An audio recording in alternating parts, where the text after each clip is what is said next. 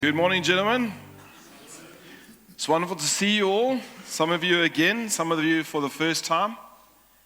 Something that I want to share with you just before we get going is why we come together. Some of you singing these songs, for you don't even know the person that we're singing about. I want you to know that you're welcome. Maybe you were invited here this morning and whether it's Christianity that's foreign or new to you, or even just being a busy guy, you got things to do. Why are you here this morning? And before I share the message, it's important that I settle this, because sometimes when we hear a message, there's a call to action. And I think it's important that you know the person that's speaking and sharing this morning, how does he see you? And I think the only way that we can actually look at each other is if we have any context of design, again, whether you're a believer or not, is that as a believer, I look to the one that designed me. And as I share the message, I'm working from his manual to be able to share with those that he has designed and he has made. And there's a particular framework that he has decided in making us. I want to share this with you. It's right in the very opening scriptures of the Bible. He says in Genesis 1:26-27, then God said, let us make man in our image according to our likeness. 27, it continues by saying, so God created man in his own image. In the image of God, he created him, male and female, he created them. I don't think you necessarily understand that, especially if you've just grown up in church or you've read these scriptures. But is it possible for your wife to give birth to a son and a boy that's in one human being? Bar there's some biological difficulties and it's a fluke. The reality is it's impossible. But yet God here in the scripture has said that he has created male and female in his own image and likeness.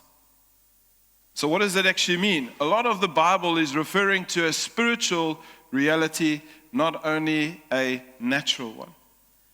But what's important is that the spiritual, that's who our God is, has expressly decided to express himself in two separate entities, being male and female.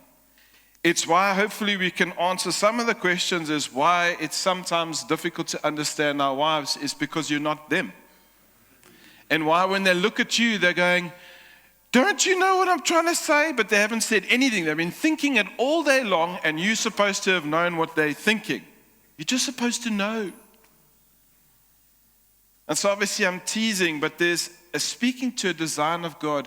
But what is also beautiful is that although he's decided to divide an expression of himself between male and female, he has given the full expression of himself to both of those entities. So the creator, the designer, has not limited your access to him, which gives us the ability to connect with each other. And that leads me to the next point, is that you and I sit here today by his design as sons.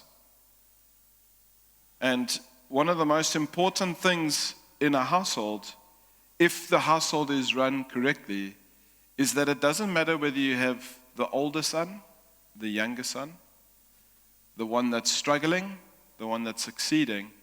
When they come before their dad, if he's a good dad, he loves them because they are his sons.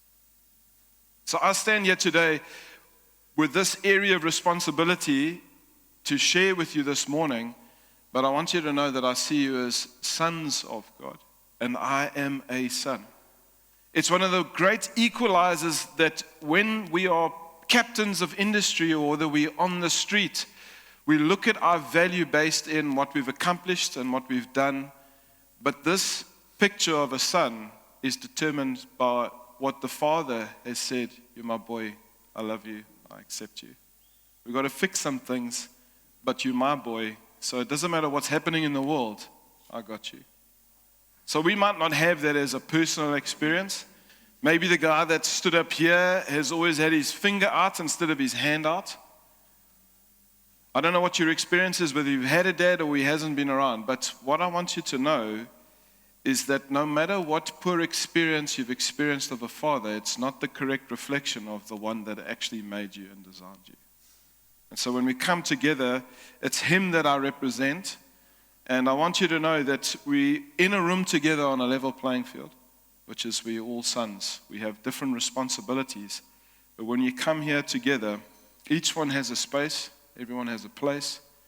I couldn't care whether you know God yet, don't know him, whether you succeed in, not succeeding.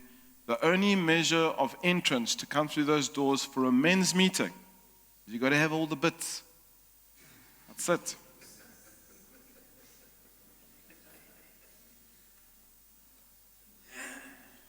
So the message I want to share with you this morning, particularly the heading, is going to make some of you want to duck because of the very person that I'm speaking about, whether you've had a good experience or a bad experience, or what your interaction with other men has been like. So I'll just put that as a little bit of a disclaimer so that your heart can relax, that you understand where I'm coming from. But it's also a word that's been only used in extreme contexts, and this word is called discipline. So when we would think of discipline, we often think of who suddenly went back to the worst hiding you ever got in your life. Exactly. Now, there's other elements to discipline, which is very crucial. So there is that one which should be not done in anger, but it's a consequence to a poor decision that will hinder your preferred future. So when we discipline that is with a consequence, it shouldn't be because you've done wrong. It should be for a course correction.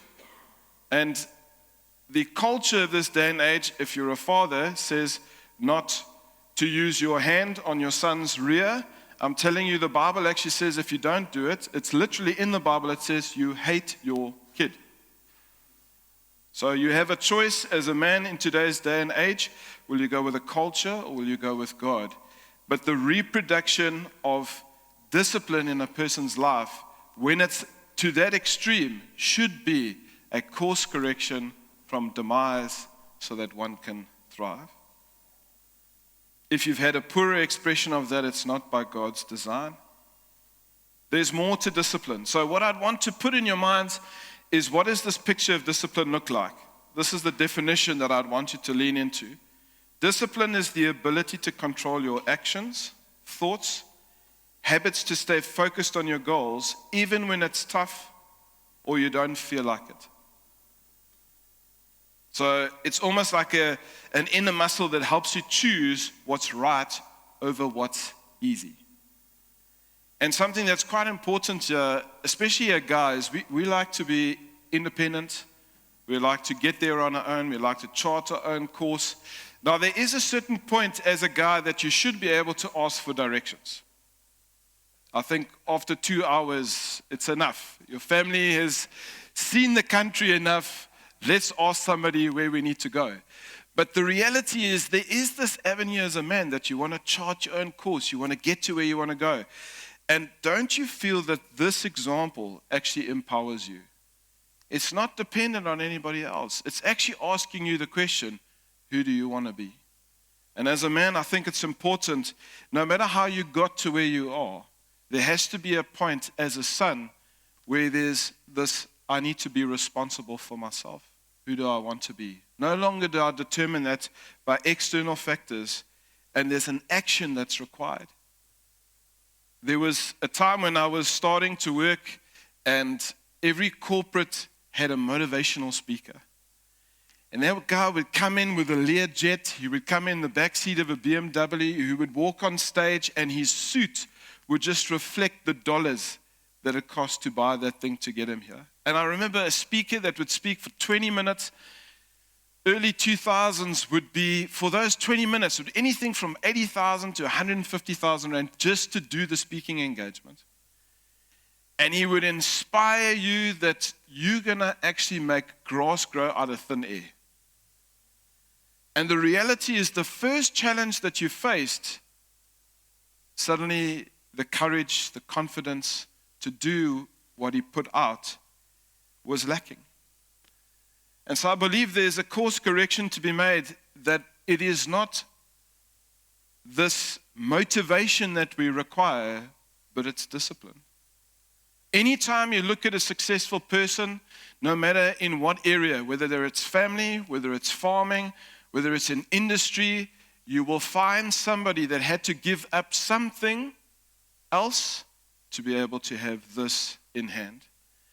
And what a motivational speaker, whether it's by intent or design, can often miss is the 15, 20-year gap to be able to stand where they are right here, right now.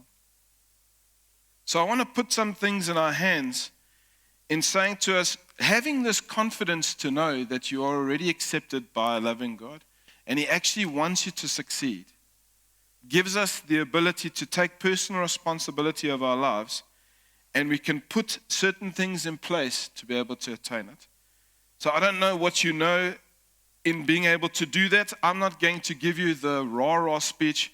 What I'm going to be doing is I'm going to give you some things to steward that you might be able to work on discipline so that the goals you have would be able to be attained. And ultimately, if you're somebody that loves God, that you'll be able to attain the things that your Father has set before you to do.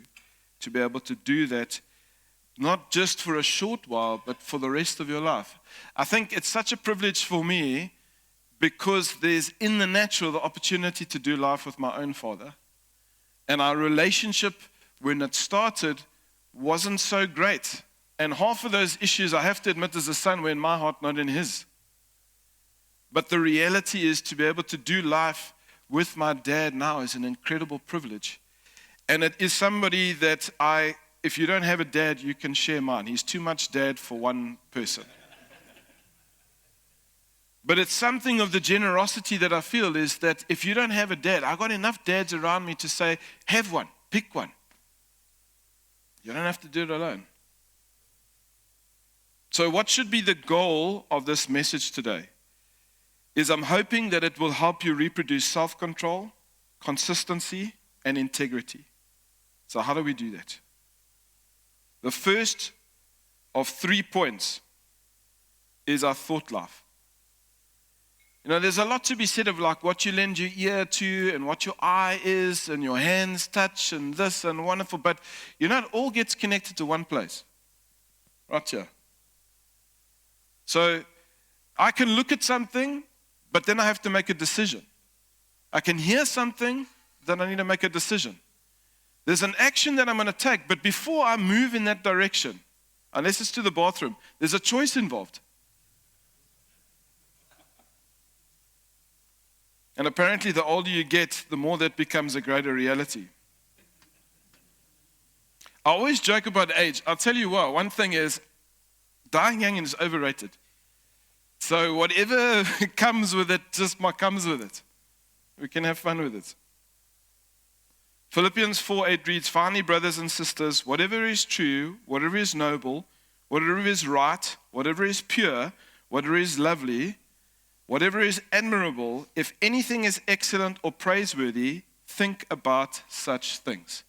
So if you remember, for me, the understanding around the Bible is that if you have a good father, then when he says to do this, it's for a preferred future. When he says don't do this, it's because it's protection. So when I say to you, our thought life is crucial, here the Bible's actually saying, what must you think about? So he's saying, well, Keith, you don't understand, I'm in a terrible position right now. So it's not about suddenly just not thinking about the things that's a tough situation, but how are you thinking about that thing? Let me give this to you. There are specific emotional states that affect us. And you will have feelings, and these feelings are fueled by what you think on. The Bible says, take every thought captive. And I want to suggest to you as men that you and I, by God's design, are supposed to bring stability. When everything's going crazy in the home, you and I, the gift ordained by God, is we bring the stability of God. But if we don't have it, we can't bring it. I mean, I'll walk into a place and the lady is all over the place. She is just bouncing off of the walls. And just bring a guy who's stable, who's secure into that place, and everything settles from kids to wife to the dog. But just let him come in there and start shouting and screaming, and everybody just runs and cowers in a corner. So the reality is, fear, anxiety are fearful states which narrow our thinking, our focus, our cognitive focus.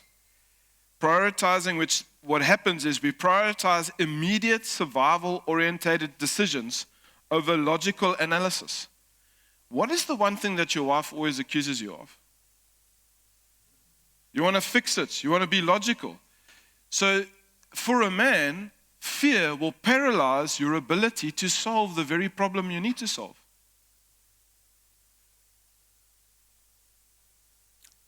In 2013, a study found that anxious individuals exhibited impaired performance on logical reasoning tasks due to heightened, I don't know what this word is, amygdala activity, overriding PVC control. So if you're educated and you know what that is, woohoo! Is it in Ikop? Right, thanks. So for the rest of us, it's swak. We don't want that. Positive emotions. While positive emotions can enhance creativity, they can also override logic by fostering overconfidence.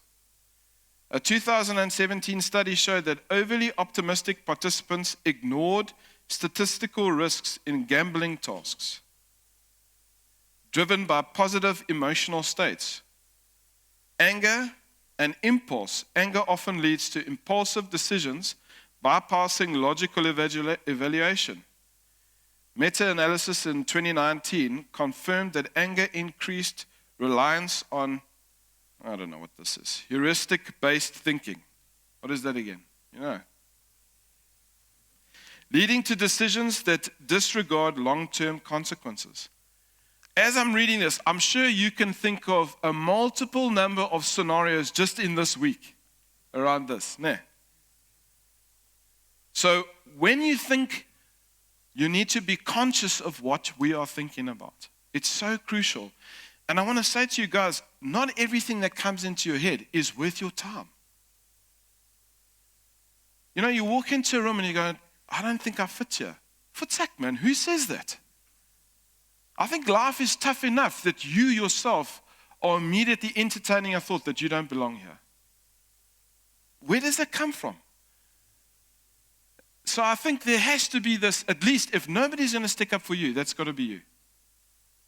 And when you go, who says? There's a Bible here that says, you know what? In your very existence, because of your forefathers, being Adam, there was a debt outstanding. The decision that he made. I mean, who here isn't born into a family that there's a circumstance you don't deserve? So this Father in heaven saw to that. He sent his Son. There was an agreement between a father and a son to co-labor that he would come to die so that he could be in your presence. Even when you're unacceptable, he can accept you. He's both holy and he's dead. And he can say, my boy, what you're busy with, let's stop it. Not because it's dependent on my acceptance of you, but stop it because it's going to bring you death. Let's do it this way so you can have a better life in me. So the thought life that you've got, when you walk into a room, there has to be a sense of, whose am I? And if the guys in this room can champion that your value isn't in your wallet, it isn't in the beautiful wife or the wife that left you or the one that's busy leaving you, or the decisions that you made that if somebody knew about this, you would want the ground to swallow you whole. There's a Father in heaven that knows all of those things, and he still said, I love you, I accept you, you're my boy, let's do this thing. There has to be the decision up here that when you're processing thought, it must be based in whose you are, which is him, and the thoughts that you're thinking, don't just trust that that's what you need to think about. Trust yourself, believe in yourself, but not every thought that comes into your head is worth your time. Is that right? The second one is decision making. Proverbs 4:5-8 reads as follows: Get wisdom Get understanding. Do not forget my words or turn away from them. Do not forsake wisdom, and she will protect you. Love her, and she will watch over you. The beginning of wisdom is this: get wisdom. Though it costs all you have, get understanding. Cherish her, and she will exalt you. Embrace her, and she will honor you. So there's just something that I want to share around this quickly, because you can see how these two overlap. If I'm suddenly taking every thought captive, and I'm not allowing myself to think things that undermine me, what I'm busy with, I'm not allowing my emotions to dictate action. I understand at the moment I want to punch this guy in the face, but is that a long-term goal that I actually want to live with? No. What do I need to do? What am I thinking? What am I feeling? Taking those captive. Then if I ask myself the question relating to the scripture that I opened with, what is the positive that I can invest in this moment? Which should be aligning with the question, who do I want to be? Because the minute I ask myself, who do I want to be? No matter what's happening around me, I'm choosing to be loyal to the person that I want to be. I'm suggesting, obviously, that's in a submission with God, because those are the principles that I'm aligning my life with. Because I've started to see that they're doing me good. And I want to express my love to my Father in how I conduct myself. This decision making, when it is based in good, clean thought, reproduces a positive result. Just think back over your life, the result of poor decisions. One thing I want to suggest here is good decision making. It's really important to have good friends around you. And if you don't have them, go find them. It's really important. You know, the impact of good people in your life has such an ability to catapult you forward. If you take the example of Job, people focus a lot on his life, but there's two things that I want to observe there is, when God was speaking to Satan about Job, it wasn't a test for Job. God was speaking with the confidence that he had everything that he needed. And when the shakings came, he stood. But there were 3 friends that came there with their own nonsense, that weren't taking their own thoughts captive, that were looking at the situation and started to speak into his ear nonsense. And then what did he do? There was the first time that he then turned in a way and his heart was bitter towards God. And when you get to the end where he comes to his heart being adjusted by a young man that comes around him and rebukes him and his friends, saying, you guys need to get back into alignment with God. And it was that moment that Job reconnected his heart to God. The point why I also share this is, as a man, if you've got issues with God, they need to be resolved. Because I want to tell you that there's a loving Father that wants to help us, but if we've been primed that he's the reason why I've got trouble, then there's a journey that I'd like to journey with you and with others to say that's not who he actually is. And in this scenario, because he already knew who God was and he abandoned that, when he came to his senses, God didn't say, my boy, I realized that was rough. And he said to him, where were you when I hung the stars in the sky? Because that son already knew the truth. He gave it up. And to his 3 friends, I've never seen this anywhere else in the Bible, that somebody else's forgiveness is dependent on somebody other than God. But he says to Job's friends, he says, because you led him astray, if Job does not forgive you, I will not forgive you. But if he forgives you, I will forgive you. So I encourage you in saying, make sure that you've got people around you that align with the values that are forming who it is that you need to be. Somebody that is constantly leading you to destructive things is not a friend. You love him. He loves you. But what he's doing to you is not great. Start making a decision based on who it is you want to be and where you want to go. And the last one is time management. Psalm 90:12 says, "Teach us to number our days that we may gain a heart of wisdom." There's a great author that wrote this, and he was a preacher. His name's Charles Spurgeon. He wrote, "A short life should be wisely spent. We live not to see, but to do, not to enjoy, but to serve." He goes on to say that wisdom comes from aligning one's life with God's will, especially in light of the fleeting nature of time. Now, here's the reality is in this day and age, things are just like this the whole time. And when we consider what we're thinking and the decisions we need to make, time is a crucial element in both of these. So I ask you the question, are you busy or are you productive?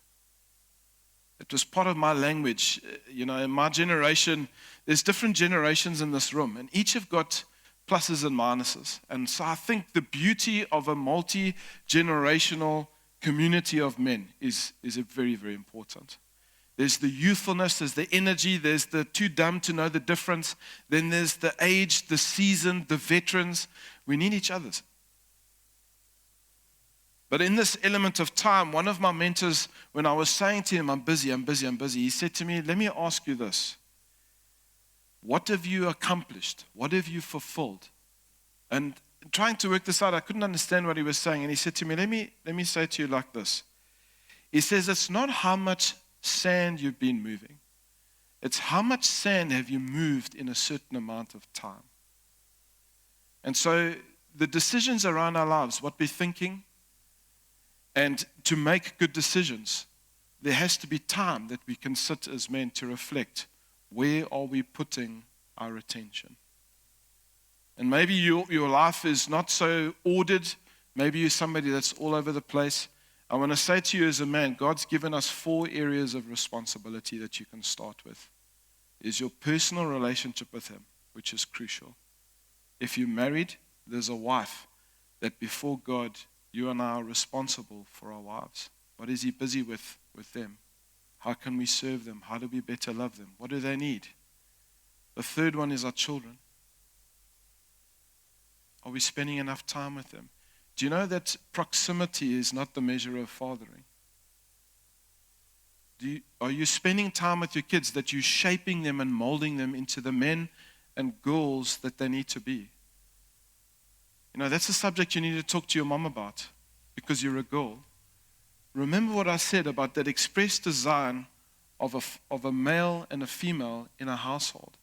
Is if you as a dad are not present, that daughter is missing something. You bring her the identity, the value, and the worth that she needs to know who she is. The measure that you impress upon her life will determine the man that she marries one day. Your investment into your sons will determine the type of men that they will be, the husbands that they will be, the fathers that they'll be, the captains of industry that they will be one day. And then there's the fourth and final one, which is whether you're in ministry, whether you're a non-profit, or whether you're in business, that is a place where it is your responsibility. Whether you lead it, whether you're part of it, whether you're in ministry, whether you're in a non-profit, whether you own it, whether you run it, or serve in it. Those are the 4 areas that you can consider these things to apply so that your self-control would increase, that you'd become consistent, and that you were investing, and as a result, you'll see integrity start to arise. Just by these 3 simple things that you'd focus on. What are you thinking? What do you need to think on? The decisions. Should you make this decision? How do you make that decision?